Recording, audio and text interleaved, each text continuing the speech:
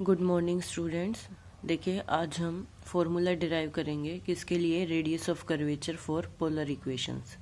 ठीक है, polar equation आप पहले भी पढ़ चुके हो, जब इक्वेशन आपको आर और थीटा के टर्म्स में दे रखी हो। ठीक है, उसके लिए और अगर हमें रेडियस ऑफ कर्वेचर का फॉर्मूला निकालना तो देखो कैसे निकालेंगे। To find rho for the curve r equal to f of theta, या तो आर थीटा के टर्म्स में दे रखा हो या फिर इंट्रिंसिक यानी कि फंक्शन आर और थीटा के टर्म्स में ही है इक्वल टू 0।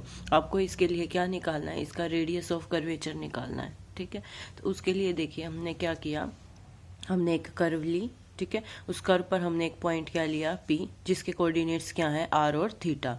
तो O से इसका डिस्टेंस तो होगा r, और ये एक्स एक्सिस के साथ जो एंगल बनाएगी वो होगा थीटा। जैसे आप कार्टेशियन के अंदर P पॉइंट के कोऑर्डिनेट x, y लिखते थे तो आप बोलते थे कि ये डिस्टेंस एक्स एक्सिस के अलोंग डिस्टेंस x होगा और वाई एक्सिस के अलोंग डिस्टेंस क्या होगा, y होगा।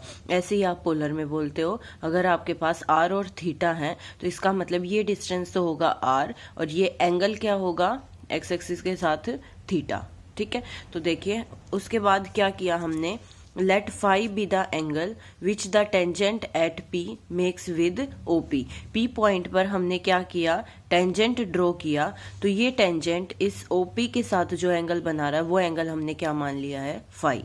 ठीक है, उसके बाद हमने ट्रायंगल अलग से कंसीडर की। ठीक है, जैसे हम वहां पर ट्रायंगल अलग से कंसीडर करते थे, हम बोलते थे ये डिस्टेंस s होगा ds, ये हम बोलते थे dx होगा, और ये डिस्टेंस क्या होता था, dy होता था।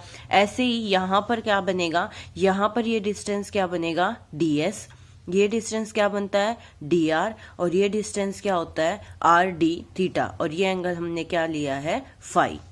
ठीक है, तो अब यहां से इस ट्रायंगल से आप वैल्यू निकाल लीजिए टेंजेंट फाई, साइन फाई और कोस फाई की, क्योंकि आगे हमें इसकी जरूरत पड़ेगी, तो पहले ही निकाल के रख लिया। टेंजेंट फाई आपके पास क्या होता है, परपेंडिकुलर अपॉन बेस, तो यानी कि are D theta upon D R. ऐसे ही साइन फाई और कोस फाई निकाल लिया।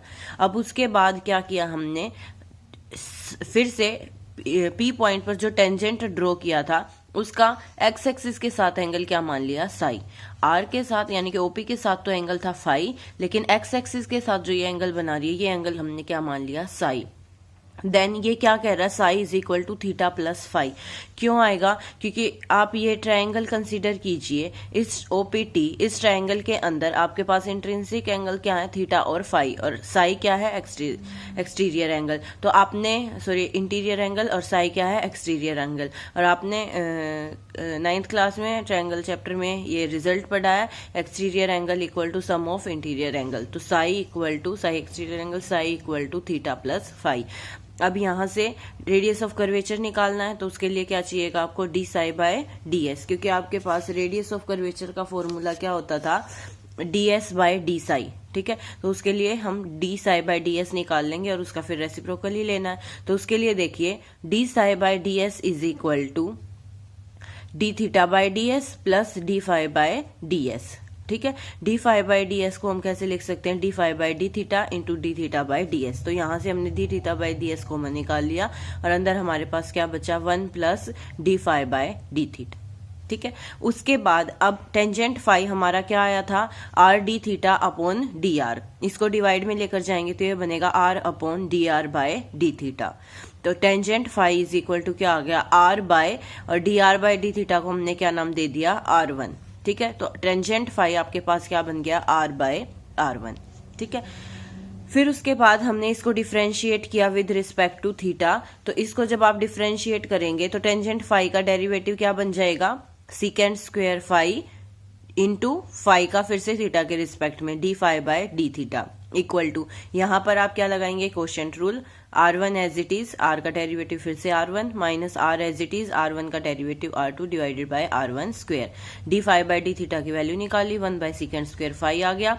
सीकेंड स्क्वायर फाई को आप क्या लिख सकते हो, 1 प्लस टेंजेंट स्क्वायर फाई, और टेंजेंट फाई की वैल्यू क्या आई हुई है, R बाय R1। तो टेंजेंट फाई की जगह पुट कर दिया R बाय R1, तो इसको सिंप्लीफाई करके आपके पास D phi by D theta ये आ गया। ठीक है, इसको फिर से ये आपके पास कैंसिल हो जाएगा, तो आपके पास बचेगा R1 square minus R R2 divided by R1 square plus R square. ठीक है। अब फिर से फर्स्ट इक्वेशन से ही जहां हमने साइन फाई निकाला था, तो साइन फाई आपके पास आया था R D theta upon D s, और साइन फाई को आप क्या पुट कर सकते हो, 1 अपॉन कोसिकेंट फाई, ठीक है। अब 1 अपॉन कोसिकेंट फाई, इसकी भी वैल्यू यूज करेंगे हम। देखिए क्या किया, d theta by d s equal to r को इधर ले आए 1 upon r upon 1 upon cosecant phi को हम लिख सकते हैं 1 प्लस कोट स्क्वायर फाई। चाहे तो कोसिकेंट फाई की डायरेक्ट वैल्यू निकाल के पुट कर दीजिए, या आपने टेंजेंट फाई निकाल रखा वहां से कोट फाई आ जाएगा, तो कोसिकेंट फाई का फॉर्मूला यूज कर लिया √ 1 plus cot square phi. Cot phi की वैल्यू आपके पास क्या बन जाएगी, टेंजेंट फाई था शायद r बाय r1, तो ये बन जाएगा r1 बाय r। तो इसकी वैल्यू पुट करके एलसीएम लिया तो r कैंसिल हो जाएगा, आपके पास ये टर्म बचेगी D theta by d S की, ठीक है। आपको देखो क्या निकालना था, आपको निकालना था d psi by d s, ठीक है ना। D psi by d s निकालने के लिए आपको क्या चाहिए, d theta by d s भी चाहिए और d phi by D theta भी चाहिए। तो ये दोनों वैल्यू निकालने के लिए हम ये काम कर रहे हैं। D phi by D theta आप ऑलरेडी निकाल चुके हो, अब आप क्या निकाल रहे हो, d theta by d s. तो यहां से आपके पास आ गया d theta by d s, दोनों वैल्यूज आ गई हैं, तो उस इक्वेशन के अंदर हमने पुट किया। पुट करके जब इसको सिंप्लीफाई किया तो d psi by d s ये आ गया। अब निकालना क्या था, रेडियस ऑफ कर्वेचर रो, वो आपके पास क्या होता है D S upon D Sai, तो इसका रेसिप्रोकल ले लिया।